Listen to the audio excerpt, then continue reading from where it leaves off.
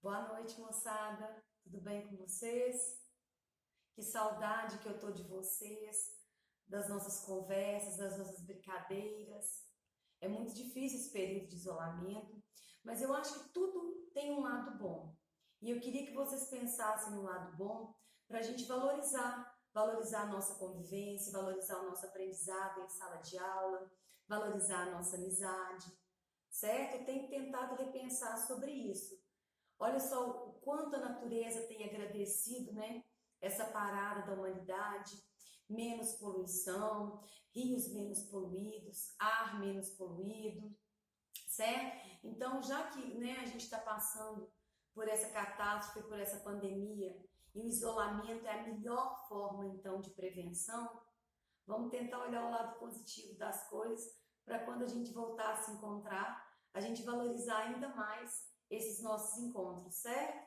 Hoje, então, eu vou dar continuidade, né, à bioquímica, que a gente estudou componentes inorgânicos, água e sais minerais, e agora a gente vai estudar, então, componentes orgânicos, os lipídios, popularmente chamados de gorduras, ok? Moçada, então agora vamos dar continuidade, né, à nossa matéria de bioquímica e falar um pouquinho, certo, sobre os lipídios, ok? Bem, nós sabemos então que os lipídios são componentes orgânicos, não é verdade? Lembra que os componentes orgânicos, né? Carboidratos, lipídios, proteínas, vitaminas e ácidos nucleicos são aqueles encontrados somente nos seres vivos e são todos formados por carbono, ok? Bem, os lipídios, né? Também chamados de lípides ou gorduras, que eles podem ter tanto origem animal, né? Quanto origem, então, vegetal. A gente vai entender agora um pouquinho da composição, da classificação e das funções dos lipídios nos organismos, certo? Bem, os lipídios também são conhecidos como lípides ou simplesmente gorduras. Os lipídios têm como principais funções, olha só que importante, moçada, atuar no controle da temperatura corpórea. Lembra então que a camada de gordura espessa, ela é uma adaptação dos animais de clima frio? Lembra, por exemplo, do urso polar? A mesma coisa, né? São os gordinhos, né? Os gordinhos não sentem menos frio do que os magrinhos. Então, uma das funções dos lipídios é atuar no controle da temperatura corpórea. Atua como isolante térmico. Isso aqui é fundamental, certo? Outra função dos lipídios é atuar como reserva de energia. Os lipídios ficam armazenados, então, no tecido adiposo, em células chamadas de adipócitos, além de participar da constituição da membrana plasmática, né, que são os fosfolipídios, e da composição de certos hormônios sexuais. Então, moçada, todo mundo precisa se alimentar de lipídio. Os lipídios, então, também, né, como os carboidratos, né, estão na base, certo, da pirâmide, mas a gente sabe que tem lipídio que é benéfico e tem lipídio que é maléfico. Então, a gente tem que prestar atenção nisso aí. Então, os lipídios exercem várias funções. Atuam como isolante térmico, como reserva de energia, participam então da constituição da membrana plasmática, membrana celular ou membrana citoplasmática ou ainda plasmalema e da composição de certos hormônios, ok?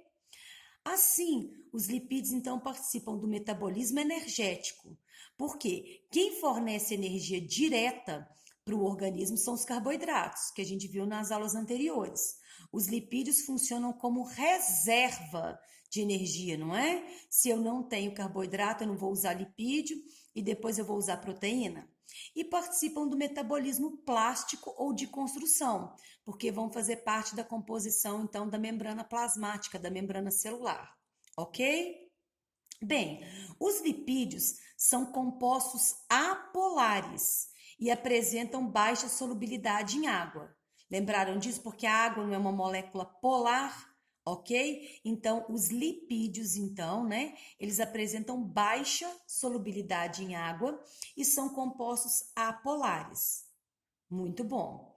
Bem, aí eu coloquei aqui exemplos de alimentos. Vamos lembrar das nossas aulas anteriores? Geralmente um alimento não tem mais de um nutriente?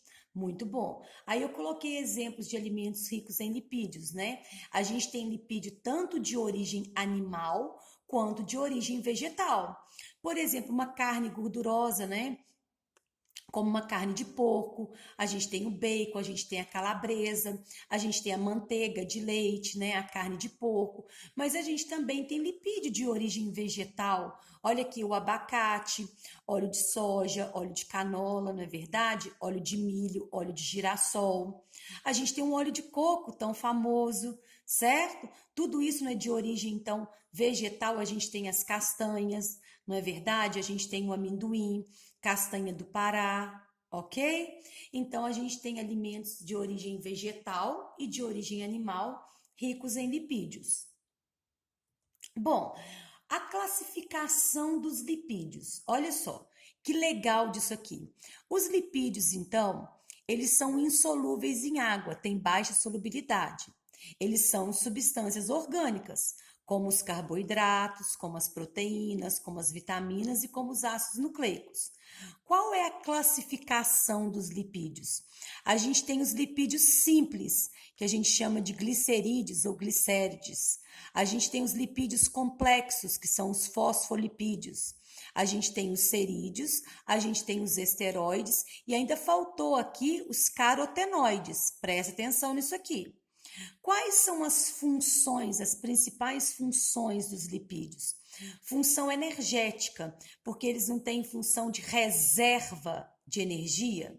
Função estrutural, não vão atuar então na composição, na constituição das membranas celulares. Funcionam como isolante térmico e isolante elétrico, ok? Muito bom. Bem, os lipídios são formados basicamente por ácido graxo e glicerol. A gente sabe que glicerol, né, é um álcool orgânico. Então, são ésteres, ó. Os lipídios são ésteres, porque quando a gente não une um ácido graxo e um glicerol, eu não tenho a formação de um éster? Olha que interessante aqui. Vamos lembrar de monômero. Monômero não é a menor partícula que forma algo? Olha só que interessante. Quais são os monômeros das proteínas? As proteínas são formadas por aminoácidos. Quais são os monômeros dos carboidratos? Não é carbono, hidrogênio e oxigênio? Lembra que a fórmula geral dos carboidratos é CnH2nOn? E os lipídios? São formados, quais são os monômeros dos lipídios? Ácido graxo e glicerol, ok? Aí eu coloquei aqui, né, o glicerol, que é um álcool, se unindo então com ácido graxo aqui, com 3 ácidos graxos, que vai formar então um triglicerídeo ou triglicéride. Se for com 2 ácidos graxos, vai formar um diglicerídeo. Se for a união então de um glicerol com 4 ácidos graxos, um tetraglicerídeo. Aqui a gente tem os triglicerídeos ou triglicérides, que são os mais comuns, ok? Bem, olha aqui os glicerídeos então. Dentro dos glicerídeos, né, a gente tem os óleos e as gorduras, que são diferentes. Olha que interessante. A gente tem os óleos, né, que é um ácido graxo, então, insaturado, ok? Por exemplo, a gente tem, então, com a hidrogenação, né, gordura hidrogenada, que vai formar, então, a margarina, que é uma gordura vegetal com ácido graxo saturado. Ok? Vamos lembrar disso? Saturado, ligação simples, insaturado, ligação dupla. Olha que interessante, então. Os ácidos graxos, então, insaturados, o que é um ácido graxo insaturado? É aquele que apresenta ligações duplas, né? Entre os átomos de carbono. Ó, e eles geralmente a temperatura ambiente são líquidos, ok? Agora, o ácido graxo saturado é aquele que apresenta apenas ligações simples, ó, entre os átomos de carbono, ok? Bem, olha que interessante então. O óleo predominam radicais de ácidos graxos insaturados, com ligação dupla, né? Se apresentam na forma líquida em condições ambientes. Já a gordura, né, predomina radicais de ácidos graxos saturados com ligações simples e na temperatura ambiente eles apresentam-se na forma sólida. Óleo na temperatura ambiente é líquido, gordura na temperatura ambiente é sólida, né? Lembra da banha de porco, por exemplo? Ok? Tá tranquilo? Bem, agora a gente vai para outro tipo, então, de lipídio, que são os cerídeos. Os cerídeos são lipídios simples que resultam da associação de ácidos graxos com álcool de cadeia aberta diferente do glicerol. Esses álcools têm a cadeia mais longa. Então, a diferença dos cerídeos, então, para os glicerídeos é que o álcool não é o glicerol, é um álcool de cadeia longa.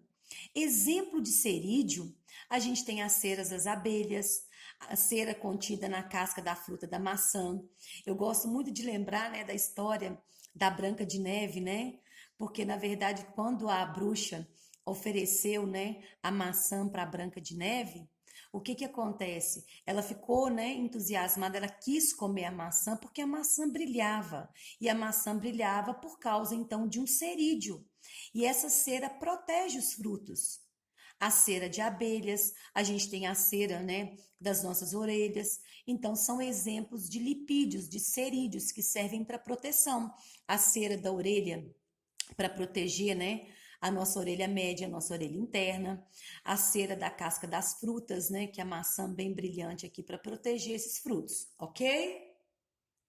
Bem, agora a gente vai para outro tipo de lipídio, que não é lipídio simples mais. E o que que é um lipídio complexo? Um lipídio complexo é aquele que tem na sua formação, além do ácido graxo e do álcool, que no caso, né, dos glicerídeos é o glicerol, vão ter outra, então, o quê? Outra molécula, certo? Olha o que eu coloquei aqui.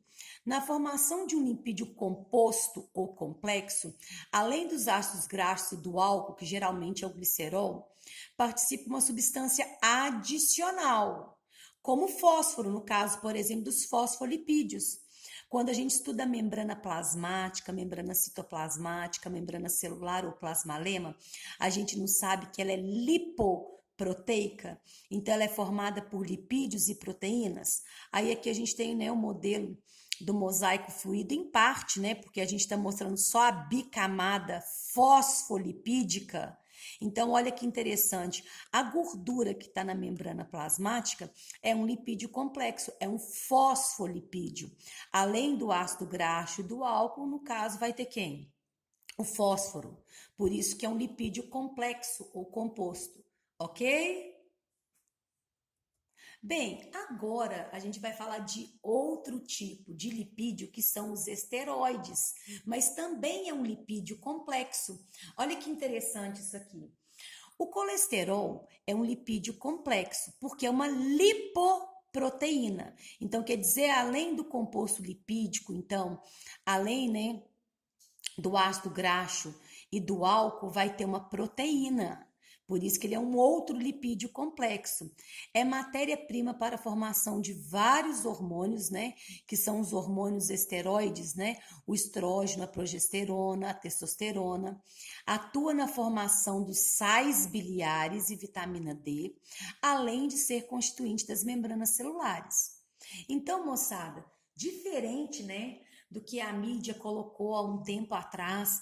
Eu sou mais velha que vocês, eu me lembro, ai, não pode comer colesterol, que colesterol é ruim, não pode comer colesterol, que colesterol faz mal. Da mesma forma que hoje qual que é o alimento, né, que tá na mídia o tempo inteiro? Não é o sódio?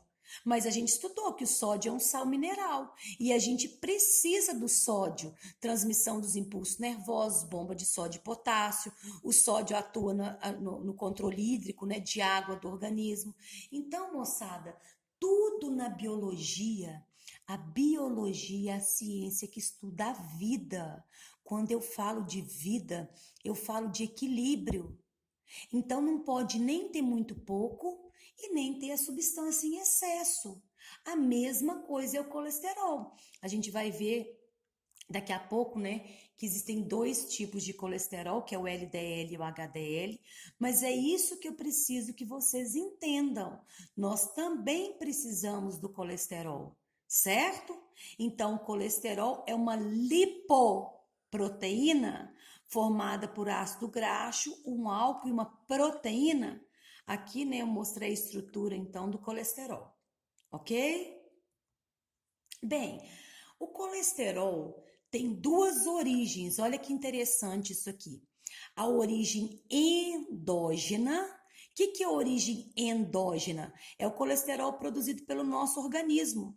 Olha só, ele é produzido então pelo fígado, certo? E o colesterol de origem exógena? Não é aquele colesterol então obtido através da alimentação? Aí eu coloquei aqui, né? O colesterol do nosso organismo tem duas origens. A endógena, que é em torno, então, de 80% do colesterol produzido pelo nosso próprio corpo, principalmente pelo fígado. E a exógena, adquirida através dos alimentos, principalmente de origem animal, como, por exemplo, a gema de ovo, o leite e seus derivados, né? Queijo, coalhada, iogurte, a carne bovina e os frutos do mar, né? Todo mundo já deve ter ouvido falar do óleo de fígado de bacalhau. Então, a gente precisa ficar atento a isso, ok? Quanto às origens do colesterol, origem endógena, o colesterol produzido pelo fígado, e origem exógena através da alimentação. Bem, aí eu estava falando com vocês que a gente tem dois tipos de colesterol, que a gente fala então que é o bom colesterol e que é o mau colesterol. Bem, esses dois tipos de colesterol, na verdade, é uma sigla, né? HDL e LDL, né? High Density Lipoprotein, Low Density Lipoprotein. O que é isso, Fernanda? Lembra que eu falei que o colesterol é uma lipoproteína? Então, o HDL é a lipoproteína de alta densidade. Olha aqui, as proteínas aqui que a gente chama então que é o bom colesterol. E o LDL é a lipoproteína de baixa densidade. Tá tranquilo até aqui? E a gente vai entender daqui a pouco por que o LDL é o bom colesterol e o HDL é o bom colesterol e o LDL é o mau colesterol. Olha só que interessante. Quando vocês fazem um hemograma, né, um exame de sangue, dá para a gente ver então que a gente tem vários tipos então de colesterol, dependendo então da densidade dele, ó. Que a gente tem o VLDL, certo? A gente tem então o LDL, o ILDL e o HDL, que é o bom colesterol, não é? Que é a lipoproteína de alta densidade, ok? Então, na verdade, o colesterol, ele vai ser classificado, então, de acordo com a densidade. LDL, HDL, VLDL, ok? Muito bom. Aí, gente, isso aqui que é o que faz a gente entender, então, de bom colesterol ou mau colesterol. Aqui eu tenho a parede de um vaso sanguíneo, certo? De uma artéria representada aqui nesse esquema. Olha que interessante, então. O LDL, ele se acumula na parede dos vasos sanguíneos, formando, então, os ateromas. Vocês já devem ter ouvido falar de aterosclerose. A aterosclerose não é então o entupimento dos vasos sanguíneos que impede a passagem do sangue? Por isso que o LDL, então, que é o colesterol, que é a lipoproteína de baixa densidade, é chamado de quê? Colesterol ruim, porque ele promove, porque ele causa um entupimento, né? Ele forma um ateroma, que é uma placa de gordura calcificada na parede do vaso.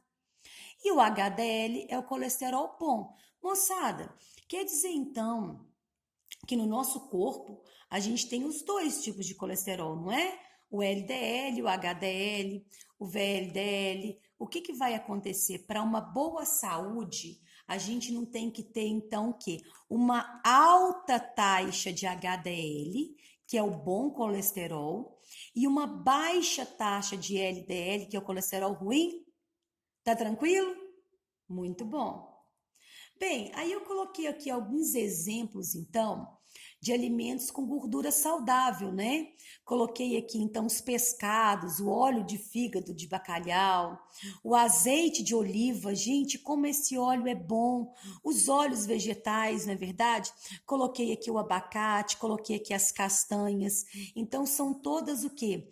Gorduras boas, certo? Gorduras, então, ricas em HDL, não é verdade? Ok? Agora, os alimentos, né, com gordura prejudicial, olha só, as carnes gordas, né?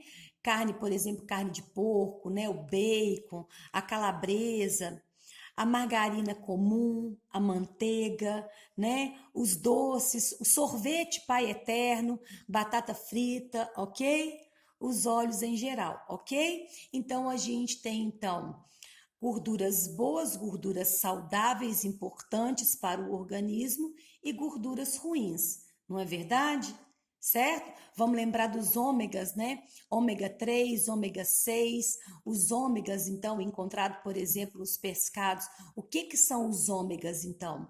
São óleos, então, que vão ajudar, então, a aumentar a taxa do bom colesterol, que é o HDL, e diminuir a taxa do mau colesterol, que é o LDL, ômega 3, ômega 6, todo mundo já deve ter ouvido falar disso, ok?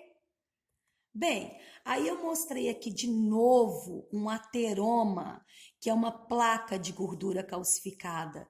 Olha aqui, gente, esse entupimento, ele pode acontecer, por exemplo, no cérebro, nas artérias cerebrais, pode acontecer nas pernas, pode acontecer, por exemplo, nos membros superiores, nos braços, não é verdade? A tão famosa trombose, né? Olha que loucura isso aqui.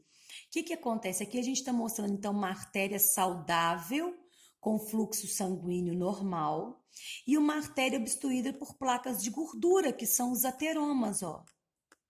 Ok? Bem, só para a gente terminar, então, a nossa aulinha, o que que eu coloquei aqui, então?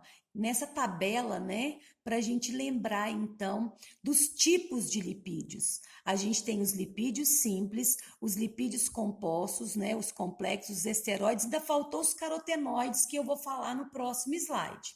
Lipídios simples, os glicerídeos, principalmente os triglicerídeos, óleos e gorduras, não é verdade? Aí eu coloquei aqui reserva energética de animais e vegetais. Nas aves e nos mamíferos são isolantes térmicos, pois evitam a perda de calor através da pele. São bons amortecedores contra impactos mecânicos, contra choques mecânicos. As ceras. As ceras impermeabilizam superfícies sujeitas à transpiração, como as folhas e os frutos, ok? Não posso esquecer da cera da orelha, não posso esquecer da cera de abelhas. Os lipídios compostos ou complexos, que são os fosfolipídios, né? Presente na membrana das células, na membrana celular. Os esteroides, que também entram no lipídio complexo, porque não é uma lipoproteína. Aí eu tenho colesterol, né? Presente nas membranas celulares e é matéria-prima dos demais esteroides. Aqui os hormônios esteroides, então, relacionados com a atividade sexual e os caracteres sexuais secundários e a gravidez. Testosterona, progesterona, estrógeno, que é a mesma coisa que estrogênio ou estradiol. E ainda aqui, nessa tabela, faltaram quem? Os carotenoides, ok? Bem, os carotenoides são lipídios pigmentados, ou seja, coloridos, que encontramos na natureza, desde bactérias, algas, fungos, até plantas e animais. São os carotenoides que dão à natureza os tons de amarelo ao vermelho, que a gente tem, por exemplo, no mamão, que a gente tem na laranja, que a gente tem na cenoura, que a gente tem, por exemplo, no tomate, que a gente no vermelho, o pimentão, né? Um exemplo é o caroteno, encontrado nas cenouras, que ele é importante por transformar-se em vitamina A. Lembra que a vitamina A é super importante, então, porque a gente também já estudou que ela atua, então, aumentando a sensibilidade da retina? A carência de vitamina A Não causa, então, xeroftalmia e cegueira noturna? Matéria que a gente já estudou também, ok? Então, eu vou terminando por aqui a minha aulinha de lipídio. Fiz um resumão para vocês. Espero que vocês, então, aproveitem e estudem. Um beijo!